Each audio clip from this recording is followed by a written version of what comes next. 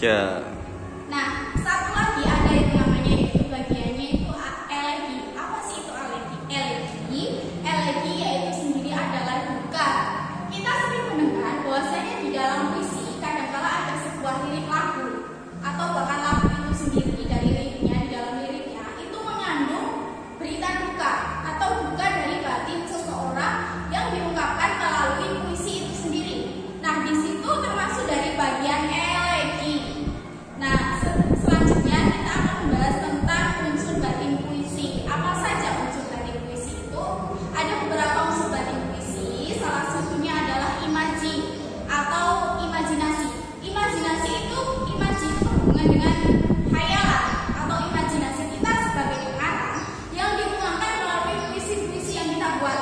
Misalnya mulai dari puisi percintaan, puisi duka, puisi sedih, senang, bahagia, atau bahkan suatu kejadian tertentu. Itu diciptakan dari imajinasi kita yang meluas atau dari pandangan kita, wawasan kita tentang lingkungan sekitar juga bisa dibawakan melalui imajinasi kita dari puisi itu sendiri. Yang kedua ada yang namanya konotasi. Nah, konotasi ini dalam artian yaitu kalimat tidak langsung atau kata tidak langsung. Dalam puisi sering kita temukan bahwasanya kalimat-kalimat itu berupa tebakan atau kalimat tidak langsung atau kata secara tidak langsung yang yaitu gambaran dari bagian puisi itu sendiri. Kata itu sudah mewakili satu dari gambaran semua puisi itu sendiri. Itu kata konotatif. Nah, di sisi lain juga di dalam unsur batin puisi itu ada yang namanya diksi. Nah, apa sih itu diksi?